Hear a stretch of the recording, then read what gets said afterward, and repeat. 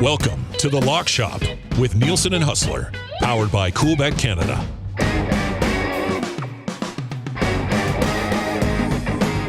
Welcome to The Lock Shop here on Edmonton Sports Talk, your clear choice for Edmonton sports, live on TuneIn, iHeartRadio, YouTube, EdmontonSportsTalk.com. Also, not live, but wherever you get your podcasts. It is Matt Iwanyk. It is Pat Gregoire with you today as Huss. I think he's got WST going right now as they are getting set to get their show done earlier today because they got to head to the airport to get to Vancouver. It is the 111th Grey Cup taking place out in Vancouver this weekend. Huss, he probably really, is going to be he's going to be gloating a lot today, or I think there's going to be a lot of smiles on WST today as once again the Bombers are in the Grey Cup game, but the Jets. They go to New York. They win 6-3. Lots to get to on the show today. But first, Pat, how are you doing today? Doing good, man. It's Wednesday. No hump day like gloom here, though. You're totally right. Like there is so much to talk about. The Grey Cup, obviously this weekend. I think I don't want to say it's doom and gloom in Toronto, but like I think it's a lot of like. Damn, I wish we had QB1 playing here. But on the flip side, there's a lot of people, around the organization, around the fan base that are kind of thinking, like, why not us? Like, we're the underdogs. Let's go into this game and see what happens. Let's win off of what is kind of the identity of this team, and that's the defense. So you've got NHL tonight. We've got NFL look ahead this weekend. I think some really big games, including my Buffalo Bills going against Huss's Chiefs, which I don't feel great about because I think he's lost a total of like 2 games in the last 3 months with his combined 3 teams. So that's not great. But all things considered, man, November is loaded. Everyone always talks about how like October is the best time of the year. April. Let's not sleep on November. November has provided a lot of content for the Lock Shop. Oh, and yes, got a pretty big boxing match to talk about as well. It's insane that we are actually going to talk about this, but we have to. It's a huge event on Friday night. Okay, yeah, all of that. I'm just going to go to the November part first. If you had to go singular month, I think November would be a contender because I will throw college football in there, and it's not just college football is being played. You got rivalry games generally this time of year, especially as we get into over the next couple of weeks, like the Iron Bowl, all of those big games. You got Ohio State, Michigan that takes place. You've got college basketball that has just gotten going as well. November might be low-key like that little sleeper of if you could only watch sports for 1 month of the year, this is the month you want it. You might be right on this. It's in the mix. Like I think everyone always talks about October because the NHL starts, NBA starts. You've got playoff baseball, NFL's in full swing. But baseball at times bleeds into November. I know. Technically, if it goes deep, like you could be looking at in November, you get the end of MLB. April for me is also near the top because we talk about those sports already. But okay, you don't get football, which for me is a big red flag, but you get the Masters, you get March Madness, which those two are 2 of my favorite times of the year, bar none. So I don't think it's a 2-horse race that everyone always talks about. It's October and April. No. Let's not sleep on November. November should be in that conversation for best sports months. Maybe that's part of an EST draft one of these days. I think it has to be. It has to be. I don't know what category that has to be, like what the overall draft is, but I think maybe it's like your ultimate sports like experience, like the couch that you buy and the TV, or like do you have a projector or whatever that might be? So I think I got it. I think it's like type of viewing device. Yes. Like you said, like couch or like, snacks. I don't know, sitting. Snacks, yes, I was going to get to that too. Snacks, beverage, and then month. I think like you got 5 categories right there. I think you're onto something, man. There might be something there. There might be something that we have to flesh out. And ultimately, Dusty's not here, so really I could just take over control of this shit. I'm the captain now, as I said in the nasty chat during the hangout there. So like I've got this. So I could do whatever I want. Maybe I need to just start flexing some muscles here. And maybe that will get Dusty to come back, because he'll be worried about where I'm going to take this. That's okay. incredible. I want to start with Grey Cup, because we've seen the line shift. You know, when this line first came out, it was 10.5. I think when you emailed me earlier today, it was 9.5. It's now sitting at 9 for the Bombers. What do you make of the shift in the line? And then after that, I will tell you why maybe Argos fans shouldn't be so worried. So I think first and foremost, full transparency. That's what we're all about here in Coolbet. There were a couple other sports books that did open up lines, and it was only like 7.5, I believe, for the Bombers. When we opened up our opening lines, it was already after that shift had begun. So it opened up at 10. Then we've seen 9.5. Like I said, woke up this morning, popped onto Coolbet, took a look, goes to 9.5. Now it's down to 9. I think it's twofold. Two things we're seeing. One, there's a lot of people that have in their mind saying this is a Canadian championship. This is a league championship. How, on what planet is this a 10-point game? I'm going to just blindly bet the Argos, because that's too many points. Both these teams get paid to play football. That's too many points. Plus, you look at what the Argos have done in the last couple of months. Defensively, they're great. Also, you look at the Bombers, they've been on an unbelievable run. We talked about the run that Huss is on. Let's not forget who the last team to beat the Bombers was. It was the Toronto Argos. And yes, Chad Kelly was playing in that game, but it was really the backs and off the heels of the defense. So I think it's twofold there. We are seeing some money come in on the Argos, on the spread, so automatically that's going to move the line. But I also do believe that we're now seeing that maybe the book is realizing, okay, like this game could be closer, because the way that the game script could work out, the Argos are going to want to keep this a low-scoring game. They're going to want to try to control the ball, run the ball, and not allow the Bombers' offense to take over, because if the Argos get caught playing chase, they don't really have the capabilities on offense with Arbuckle under center to do so. So for the Argos, I actually don't mind them. I don't mind them in this game. It's going to come down to Ryan Dinwiddie's game calling and not making sure Nick Arbuckle they don't ask him to do too much. They got great receivers. They've got a great running back. He needs to be a proper game manager on Sunday. Mm-hmm. Just don't turn that ball over. Do not force a throw or whatever. If the blitz is coming, take the sack. Just go down, lose those yards. They got to feed Kadeem Carey. But then where I look at this is Zach Collaros isn't exactly in the big games, doesn't always produce. He's known for interceptions, and that Toronto Argonauts defense themselves is a good defense. And it's, can they contain Zach Collaros in a sense? Can they hold off and not allow Kenny Lawler to have 3 touchdowns, basically when the game starts? Can they find a way? You're not going to stop Brady Oliveira, but can you contain him? But then also where the great equalizer for all of this might be is the Toronto Argonauts special teams. And you've got Janarian Grant, who comes over from Winnipeg and is a game changer. He can flip the field, if not just score touchdowns. And you got to win 2 out of 3 games or facets of the game in football to win. And the Argos might be able to take 2. They might be able to go take defense and special teams. And is that going to be enough? I also think throughout this week, there's a lot of people thinking that's just going to be easy for the Bombers. And I wonder if that creeps into the Bombers a little bit, where they sit there and go, yeah, we've got this. We're going against Nick Arbuckle. How are we going to lose this football game? If it wasn't for wins, they would have lost to Montreal in that last game of the season. Whereas the Argos are going to have that attention to detail all week.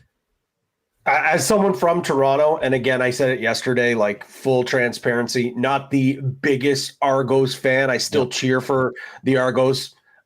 But of course, like, I mean, if a Toronto team's in the championship, this is this is the only team that has given this city a championship since the Raptors. And before that, it's been a long time. So of course, the Argos always have a special place in my heart. If they lose here though, like, I'm not going to be absolutely crushed. Like, I'll probably be more upset if the Bills lose to the Chiefs than if the Argos, but nonetheless, like, I'm drinking the Kool-Aid here. Like, I really do believe that there is a path to victory. And I want to correct myself. I actually just quickly look back. You know, at the start of the year, let's not forget, like, Chad Kelly was not with this Argos team. So it wasn't the last time that the Argos beat the Bombers, but the Argos did beat the Bombers earlier in July, and they did have Arbuckle playing. So there is a formula out there. They held the Bombers to 14 points. Like, I truly believe, and actually looking at the last game here, they held the Bombers to 11 points in October, the last time they won. Mind you, Chad Kelly was playing in that game. They only put up 14. So there is a formula out there. There is a path to victory. The Argos have proven it twice now with two different quarterbacks. So I don't really necessarily think it's so much the offense. I agree with you. It comes down to special teams, and it comes down to defense and coaching. And I think those three things there, the Argos, don't want to say have the upper hand on the Bombers, but they have three things here that can keep this a close game and maybe not even win the game, but keep it within 9 points. I absolutely think so. And if you want to bet on the Argos, I highly, highly suggest you bet it in now, because I don't think it gets back up to 10. I really don't. I think it's going to creep down more and more. I don't think we see it anywhere to like 7.5, but I think it's going to be in that range, anywhere between like 9.5 to like 8.5. And I don't think it's dropping down anymore. Or sorry, I don't think it's going up anymore. I think you're going to see it stay here or drop a little bit even more. Huss and I will have we'll be on the Lock Shop tomorrow. We'll go through full CFL. We'll go through our predictions of that as well. I think I'm now just welcoming. Apologies for those that we weren't on the audio stream. We are back up there now. But yeah, this is it's going to be interesting to see. I was looking back in 2022 when these two teams met. It started. What I'm seeing online is the line might have been about 4.5. It ended with Winnipeg at -6. And what happened in 2022 was the Argos won that game, and I don't think a lot of people were expecting that. I was there. Yeah, and it was so. Now, difference is, they were healthy at quarterback, and McLeod Bethel-Thompson got hurt in that game, and then Chad Kelly came in, but the Argos don't have their top two guys. But who knows? That's the beauty about football, is on any given Sunday, anything can happen, and it's just about who makes those plays. And look, if the Argos, to me, it's if they could just keep it within one possession going to the fourth quarter. Who knows what happens at that point? That's your goal if you're the Argos. Keep it close getting into the fourth quarter, and then who knows what will come after that. I know you said some props were coming down. Have they come down? We do have the first set of props coming out here with player props. I think we do have a line already out for the national anthem, but more of some of the other ones will come up closer to maybe even tomorrow when you guys have your show, but closer to Friday, Saturday. But the preliminary ones, like your player props, those are all up, ready to roll. So if you wanted to take a quick peek, we could definitely dive into some of those. Well, you've got Nick Arbuckle over 255 yards. I feel like that's under. I'm just gonna. I don't think you're gonna have Nick Arbuckle throwing for nearly 300 yards in this football game. The only way that happens, is if the Bombers are up like 40-0 and we're going into the second half and they just play back and he gets up those yards. So I know you generally don't like unders or something, but that one right off the bat. So you got Zach Collaros is over under 262.5 yards passing. Nick Arbuckle's over under 1.5 passing TDs. Same with Collaros. Both over under 0.5 interceptions. I'll say this right now. Oh, Nick Arbuckle's minus 200 in interceptions. That's not great. Zach Collaros is throwing an interception in this game. Yeah. 100%. Minus 154, a little bit juicy here, but even if they win this game, even if they go away with this victory, Collaros is not only good for one interception in a big game like this, but we've seen the Argos defense really be able to turn the ball over. So I like that one a lot. Rushing wise, Brady is at over under 7.5. Kadeem Carey 68.5. I will say, if you are liking it all, if you're one of those people that does actually feel like the Argos are going to win this football game or keep it close, it's going to come down to Kadeem Carey will have been running the football. Kadeem Carey will have been able to gain on the Blue Bombers defense. So at 70, like him getting 70 yards, I'm all for that. Like if the Argos are winning, I think we're seeing Kadeem Carey at 100, 110 yards rushing, if not maybe 120. So if you're thinking Argos are going to win, I think you also jump in on over for Kadeem Carey. Yeah, I think that's 1,000% has to be the case. I think that's no choice. Like they need to run the ball with him. Like that is the path to victory. We talked about there being a path to victory. That is exactly it. Carey has to run the ball well. They have to run the ball efficiently. And I think if he's not cresting that 70 yards, they're losing this game. So a lot of these props, just taking a peek here, I think like if you're feeling one way or the other, like I think there's a clear path. With that being said, looking at a guy like Coxie over 50 yards, I know they're going to be very heavy run, but like a guy like Coxie or Daniels, like one of those guys, it can't just be a complete run game. Like one of those guys are going to have 50 plus receiving yard as well. Arbuckle is going to have to make a couple of big throws. Yes. Like I know we said under 250, but still, even if it's 200, one of those guys are going to have to go off for 50 plus, 60 plus there. It's just, who do you choose? Is it Daniels or is it Coxie? Coxie's been the guy that I think, as of late, maybe has been a little more consistent, but Daniels is the threat that he could hit that 50 in two catches, basically. Just old reliable. That's what Tavares Daniels is he's that veteran presence that if Nick Arbuckle just needs to go on somebody that's maybe it's okay, this guy's been around for a bit, I'm going to throw to him. Coxie, we saw it last week against Montreal. He just had a couple huge catches in that game, which then gave the Argos like in that back and forth game. What was his final line? He had 5 catches for 105 yards, including a 44-yarder. So right there, if he gains a 40-yard catch, I mean. You're right on the edge of winning that bet right there. He's going to get a couple more catches. I would think that the game plan is even just little dump passes them to a little bit, so he'll be able to chip away a little bit at that. But then he's going to have that one big play, or Daniel's going to have that one big play that is going to eat up most of that, which is what you were talking about there. For those that want to know about the anthem, it's 94.5 seconds. For the length of the national anthem. I don't even know who's singing the national anthem. I was just going to ask you maybe if you knew. I don't know. I'm going to have to do some research here depending on who is doing the anthem. The anthem at the Super Bowl is one of my favorite bets. I always try to do as much research as possible. So if anyone does know in the chat who is doing it. So it was announced 5 weeks ago. Sophia Kamara. Okay. All right, I'm gonna have to do some research on. No, she has 230,000 followers on Instagram. That's all I know. That's the most I know about her. So she will be your singer, and we will have to. I don't even know what this goes to, but if you want that, Coolbet.com. Click on 111th Grey Cup. Within there, pregame is where you can find the length of the national anthem. This is the Lock Shop. Matt Iwanyk, Pat Gregoire with you here. Like I said, Huss and I will deep dive a lot more into the Grey Cup tomorrow. He'll be live in Vancouver. I will be here, and we'll get going with our predictions as well. Do you want to look ahead at the NFL Week 11 lines here? Yeah, let's stick with the pigskin, and maybe we'll wrap up here with some NHL and, of course, the big boxing match.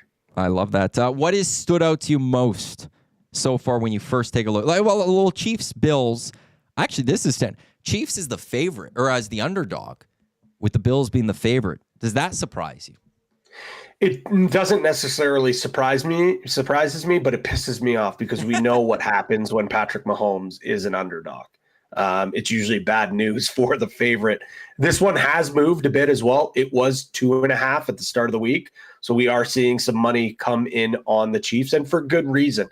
The money line Now that it's into that 2 range, like you're almost better off just betting. Like if you're feeling the Chiefs is the play, plus 110. For those that follow the very important trends and things that are important about the game of football, and when you're dealing with the Chiefs, Taylor Swift is in Toronto this week, and her last show for the week is on Saturday. Just a quick 2-hour drive in the bus, or knowing her, probably hop in a helicopter. She's going to be there. So keep that in mind. That scares me. Taylor is going to be in the building. It's not a night game. It is the 4:25 game. What do they call it now? The game of the week, or America's game of the week. I'm really excited for this one. I was talking about with Huss, I think it was yesterday. I feel like normally I don't care about these regular season games against the Chiefs because they've proven they can beat the Chiefs in previous years. It's the playoffs is the real test, and they haven't been able to, get over that hump.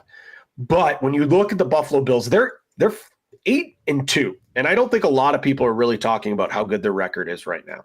They're 8-2 for the first time since '93. Talk about all these good Bills teams we've seen over the past few years. Not one of the teams have been 8-2. They have taken care of business against bad teams. They've looked bad and they've played down to their competition at certain points. But this iteration of this Buffalo Bills team hasn't had that stinker where they've lost against the Jags, against, the Patriots, what we've seen in years. Like inferior opponents, they take care of business. And for the most part, they've handled teams. They beat, week 2, smoke the Dolphins, smoke the Jags, take care of business against the Jets. They hammer the Titans. They hammer Seahawks. They have a close couple of games on the road as well. The only thing here is the 2 teams that are above 500 and are solid, strong teams, the 2 biggest tests, they fell flat on their face. Your Ravens smacked them in the mouth, and the Texans beat them by a field goal. Mind you, the team is way different than it was there. Keon Coleman not going to play this game, but he last couple of weeks, despite the injury, he's had a different role. Amari Cooper, they're thinking he is going to be in the lineup. Matt Milano, there are talks that maybe he might be activated for this. Huge boost to the defense. Ray Davis emerging as a great complementary piece to James Cook. So the team looks different. But I think if you have 3 games against 3 teams that obviously at the start of the year they circle on the calendar against the Texans, the Ravens, and now the Chiefs, and if you go 0-3 against those quote-unquote measuring stick games, that's not great. That's not great. So I think this year, normally I'm like, please lose to the Chiefs in the regular season so we can beat them in the playoffs. Here, though, I think this would go a long way for the psyche of this group if they can beat the Chiefs, hand them their first loss, and really start feeling good about themselves. Because as easy as their schedule has been to start this year, and that's why it's so important that they have started strong to start this year. They go, host the Chiefs this week, then the 49ers next week. The 49ers are starting to get healthy and starting to look better. Then you go to the Rams, which, although I thought the Rams were back, not the case after that Monday nighter. Then probably the game of the year, Bills and Lions in Detroit following that. Then you get the Patriots, the Jets, and the Patriots again. So last 3 games, a little bit easier. But that 3-week stretch with this week, next week, and the following week, or sorry, 4-week stretch. The 3 after that, 4-week stretch, I should say. Because the Rams, it's going to the West Coast. That's always the issue with the East Coast.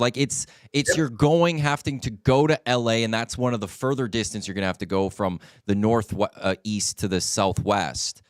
That's what makes that one. Maybe the Rams didn't show up as much as we thought that they were coming back. It's going to be a tough test. But you're having to travel on that one. So for me, it's like 4 weeks here. We're going to really learn a lot about this Buffalo Bills team. Are they strength of schedule merchants, or is this an actual a real team? I think we're going to learn that. And I think if you can start things off with a win against the Chiefs, there's not as much pressure to then go 2-3 against the 49ers, or sorry, go 2-4-3 against the 49ers, the Rams, and the Lions.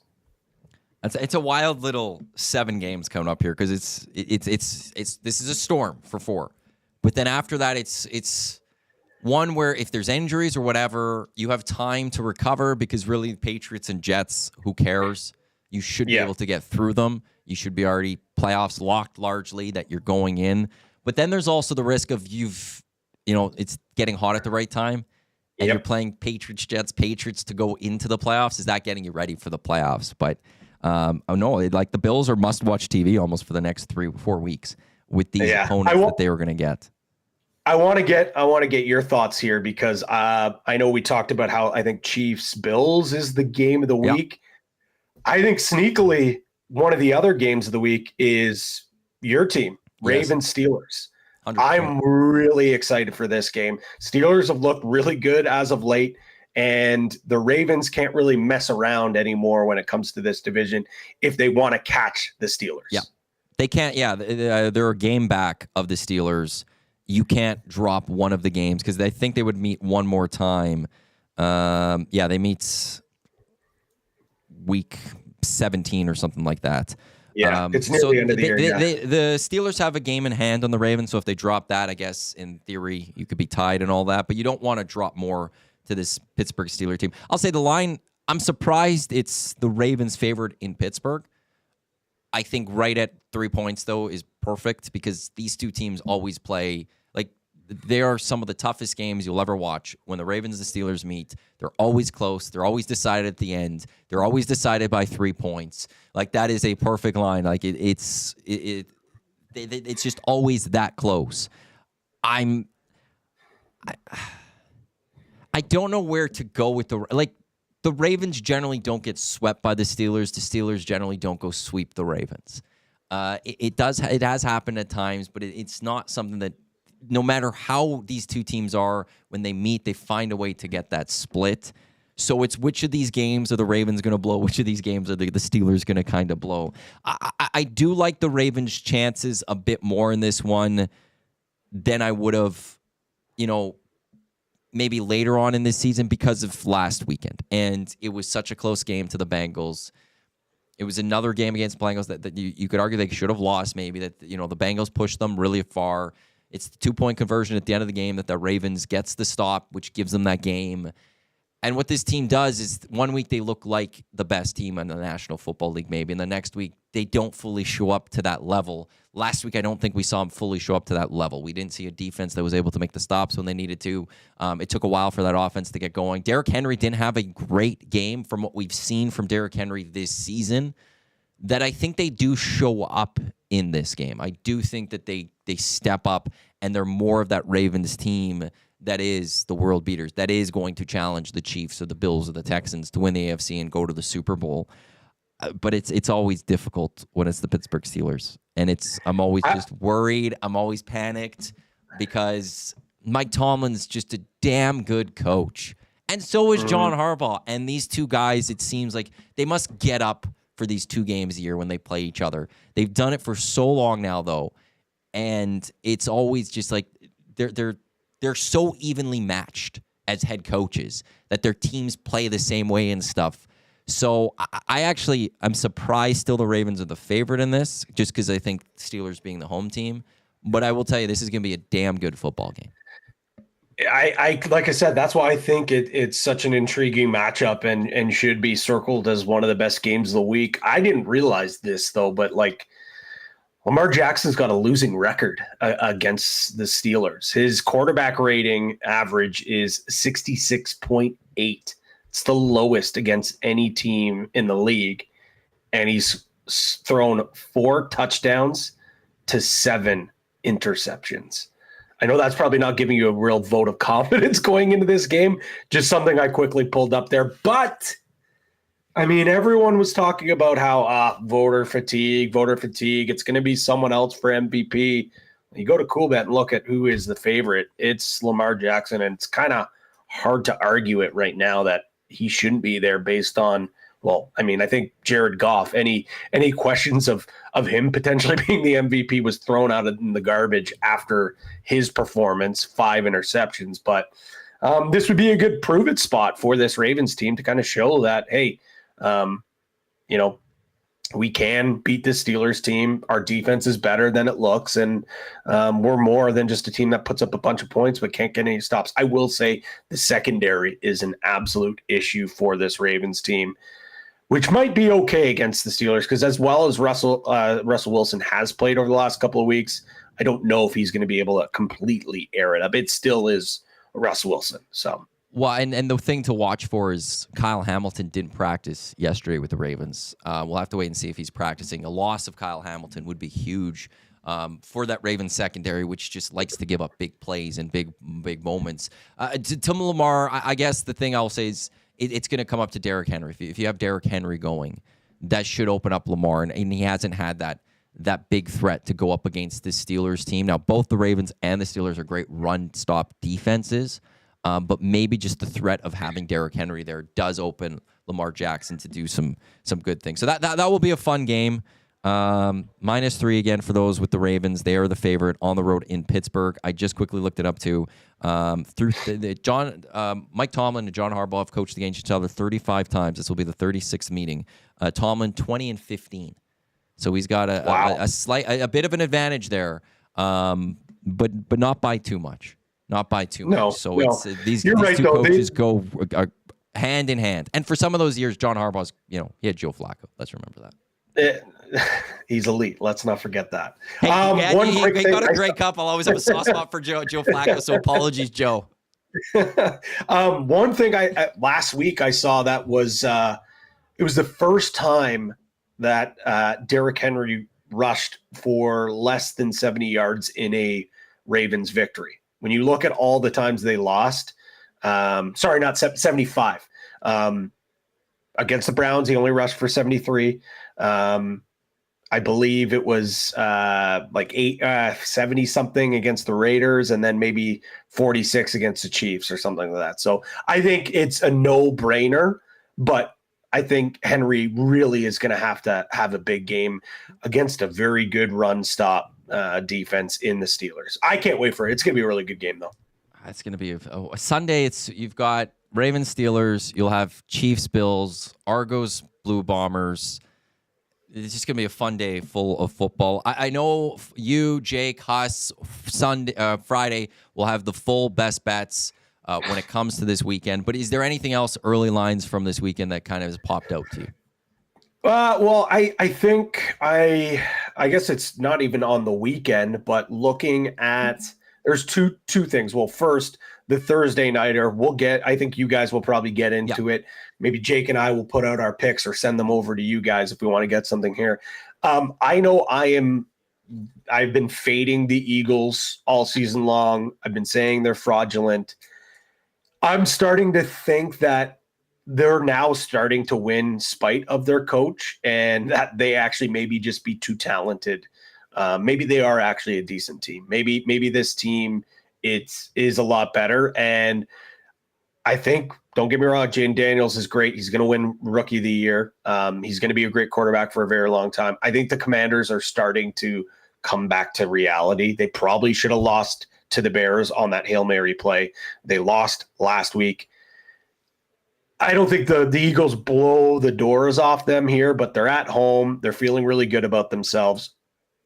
I can't believe I'm going to do this, but I think I'm going to bet the Eagles in this spot. This is the first time I've backed the Eagles. It probably will completely blow up in my face, and I'll go back to believing that they're fraudulent and calling Nick Sirianni an idiot, even though he still is an idiot. I just am really starting to think, okay, maybe I'm wrong. Maybe this is a good football team, and the Commanders, as great as they looked, water's now starting to find its level, and they have done a really good job beating teams they should beat, and against good teams, that's where they've faltered. So there's a big moment for whether they're going to be banned or not by you. Oh, 1,000%. They will be banned. They will be banned. They'll be banned forever. And I will. Like I said, I'm pretty sure I'm close to. If not, I bet Jalen Hurts under touchdowns because I thought Saquon Barkley was going to kill the tush push. That's not the case. They're still doing that. I bet them to miss the playoffs. probably not going to happen now. And then I can't remember. There was Commanders to win the division. Like, I completely couldn't have faded them more and more, and it's starting to blow up in my face here. So might as well ride them here. And if I ride them and they lose and they're suspended, I can go back to hating them. It'll be great. Oh, the beauty of sports and all of this. Coolbet.com for the NFL picks. Again, full best bets coming Friday on the Lock Shop. Tomorrow, Huss and I, we will look at the Thursday nighter along with the 111th Grey Cup. Do you want to get to some hockey? A busier slate of action when it comes to a Wednesday. Used to seeing, maybe your 2 or 3 games. We've got 5 games tonight. Red Wings, Penguins, Maple Leafs, Capitals, Hurricanes, Utah Hockey Club, Vegas Golden Knights, and the Ducks, and the Kings taking on the Avalanche. I believe Jake was in the nasty chat going, the Leaves were so bad to watch last night. So happy I praised them on the show with an eye roll emoji. They head off to Washington. You're shaking your head right now. Your thoughts on the Leafs, Pat? It was ugly. It was ugly. It might have been their worst performance of the year, and that's saying something because they've had a couple of eggs early on. They hadn't been shut out at home in years. They hadn't been shut out in general until that opener against the Habs. Now you get shut out in the same season, almost in the same month, by Montreal and now Ottawa. Like, they looked out of sorts. And I get it. Like, they're without Austin Matthews, but this can finally shut up these donkeys that are saying, well, when Matthews comes back, he can't be on the first power play unit. Look how good the power play looks.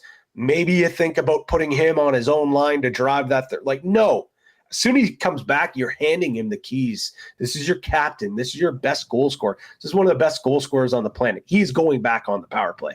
And yes, their power play was dynamite leading up to it. 5-on-5 scoring has been atrocious.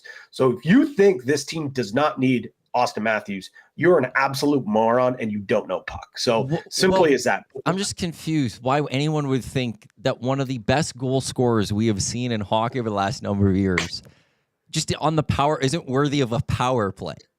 It's because it was working without him. But like it's like, so dumb. Trust me, you're preaching the choir because I don't understand.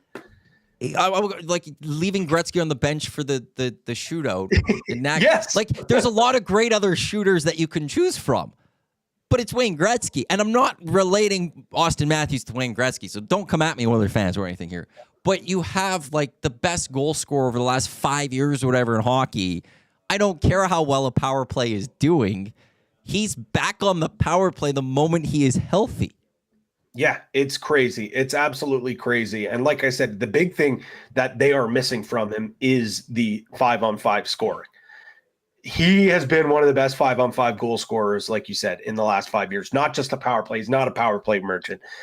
He actually opens up more space on that power play because he is such a threat to score. So I think tonight, though, like, kind of that's the big picture, but like small picture here, it seems like this, especially this iteration of the Toronto Maple Leafs, like anytime they're an underdog, at least from a betting perspective, and maybe Jake can speak to it more because he now has this model, this strategy where if he sees a plus beside the Toronto Maple Leafs, he's going to bet it. Okay. I know it's off a back-to-back, but this group seems to respond pretty well after these stinkers. I'm looking to a guy in William Nylander. I am one of the biggest William Nylander stans on the planet. I've been singing his praises for years. He was awful last night, like absolutely terrible. His effort, his fight on the puck, that is why it drives people nuts when watching William Nylander, because he'll have these moments. Well, that moment was the entire game. He's another guy that has been very open that's saying he likes hard coaching. He likes being held accountable. There is no way that Berube didn't lay in him last night. They could have laid into the entire team. They were all pretty bad. But his shot prop right now is over 3.5 is at plus 100. Like it's plus money. He's hit this in 2 straight games, and he's averaging 5 shots on goal per game. So I'm not only going to bet the over 3.5 shots, but I'm also going to bet him to score a goal at plus 154. Because again, he is a guy that when he gets ripped or when he has a bad game, he's a guy that does bounce back. So Nylander, give me with a goal, give me with him over 3.5 shots. I don't know if the Leafs win here, but the effort is certainly going to be much better. On the flip side with this Capitals team, though, like this has been, I think, sneakily one of the best stories of the year. Ovechkin's hunting down that record. The team is playing really well. They've got multiple lines all firing, and that's where my other point with this goes. I will go with a Connor McMichael point because it's at even money.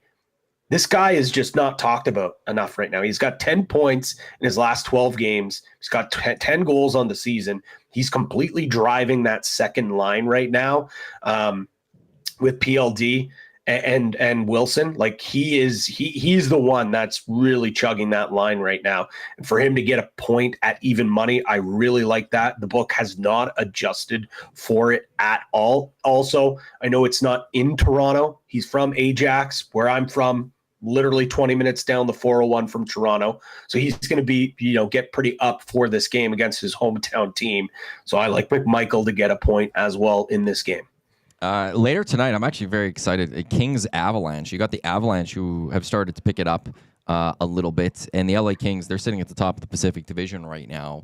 They're in Colorado. Colorado is the favorite in this one. But overall, when you look at the other 4 games, anything stand out to you before we move on to Tyson and Paul? I do that game. I think when it comes to the Avs, I just always get a kick out of just seeing what Nathan McKinnon's numbers are. Like for him to get 2 points right now is minus 143. Like him and McDavid's numbers are just laughable. Minus 800 to get 1 point. So that's going to be a good game, probably a stay away. But for me, we talked about Ovechkin, what he's doing right now. Like the Pittsburgh Penguins are an absolute dumpster fire mess right now. Kyle Dubas was apparently, there's a report going out there saying he's on record saying that everyone except for Crosby is movable at this point. They're underdogs. They shouldn't be, they're favorites. They shouldn't be favorites to anyone. And I know it's the Detroit Red Wings, but they should not be, which leads me to believe that I actually think they're going to win this game. And I think it's going to be on the backs of Crosby. I think Crosby, this is a Crosby game where Crosby, let's closed door meeting. Let's not listen to anything that's going on outside of this locker room. All that matters is what's in here right now. So I'm not going to bet them at minus 143, but what I will do instead is I'm going to bet Crosby to score a goal at plus 157. And let's see what his points were too. And I'm going to bet over 1.5 points at 190. I can't in my heart of hearts put any of my hard-earned money on the Penguins to win, even though I think they will. But they're such a mess right now. But Crosby is the only person on the planet that could save this group right now. And I really do feel like he is going to rally this team together and they are going to pick up a big win and he's going to have a big game for it. We've seen that so much out of Crosby in his time with the Pittsburgh Penguins. This is the Lock Shop. Matt, Pat with you here. Okay, Friday night, Tyson, Paul on Coolbet. Jake Paul minus 200. Tyson plus 188. The draw is plus 900. Just before I go into my full thoughts on this, your thoughts on this fight. Do you think this is going to be a legit fight that we're going to see on Friday night? I don't. I really don't. I think it's going to be more of an exhibition. I feel like at the same time, though, there is no way Jake Paul schedules this fight if there isn't a legitimate chance of him winning. I really don't. Like, I think maybe he's crazy enough to believe that he can win. But let's not forget, Mike Tyson is not prime Mike Tyson. But I've seen clips of him training. Like, if he catches Paul, like, it could be blouses for him. It could absolutely be blouses for him. But it goes back to my initial thoughts, is this really a real fight? So it's tough. Like, if they go toe to toe and it goes the distance, like, my leans here is, I think you go with a few ways. Because he's such a brilliant mass marketer, say what you will about the Paul brothers, they have done an unbelievable job marketing. I think best case scenario for him obviously would be to win. I don't think he's winning. Like, he's not knocking out Tyson. No. And that's the best number, or like the worst number, I should say. Yeah. And I just don't see how, on what planet that happens. So for me, and if it goes the distance, Paul is winning that fight. Paul is going to win that fight. So I think the best number, or the most plausible thing, is Jake Paul by decision at plus 275. The draw, Haas brought up the draw because either side, like, I don't know, that plus 900, sure, it sounds great. But if it goes the distance, even if Tyson, as long as he's not wiping the floor with them, we know how, like, real boxing, like the epitome of boxing, we've seen really, really bad decisions. We've seen these judges. So in an exhibition game or an exhibition fight where it's, Jake Paul's basically his marketing machine behind it on Netflix, he's going to get the benefit of the doubt. So plus 275. Mayweather and the other Paul, they got the draw. Right? Yeah, that's the only thing. And that's what Haas brought up yesterday. So maybe, I don't know. What are your thoughts? Because I feel like you've got some good thoughts about this. Well, if this is a real fight, if this is a legit fight, I don't see any way in hell Jake Paul's winning this. I know Tyson's 58. I know he's not as fast. I just saw a video from him in the ring from this morning where he could still move and he could still duck and stuff. And where I come to is just, I think, if Jake Paul can land that big punch on Mike Tyson, how much is that going to phase Mike Tyson? He has dealt with big punches in his life. He will get up. It might, even if he gets knocked down, he's getting up. That fight is continuing. I don't see how Jake Paul could handle a Mike Tyson blow if Mike Tyson can land one. I know the gloves are a little bit heavier, and I know Tyson's a little bit older, but he's still going to have some power behind his fight. And yeah, he's not going to hit you at his 100% when his prime, but him at 60% from his prime is still going to really, really hurt, I would think. And Jake Paul hasn't handled any of that because he hasn't fought real boxers. He hasn't experienced what it is to take a proper punch from a proper boxer. And that's where it's just like, all Tyson needs to do is, maybe it's not just one punch. All he has to do is really land 2 or 3 punches. And this is over. This is done. Jake Paul's not getting up after that. We're getting the 10 count. It's done. But then I come back to, okay, but is this real? Like, why is Jake Paul, like, he's building this up. He's calling out Canelo. Why is he doing that? If, like, okay, he gets his money. Great. But if he loses, is anyone going to want to watch him fight moving forward? Are we going to want to see him fight Canelo where a 58-year-old Tyson beat you? So why is he already doing that unless it's something pre-planned, is something predetermined? And in the end, I will not accept any Jake Paul win as legitimate. I don't care. I will not, like, I will just walk away. I was talking with Trev before the show, and I just told him, like, Jake Paul could actually legitimately maybe go win this fight. I won't believe it.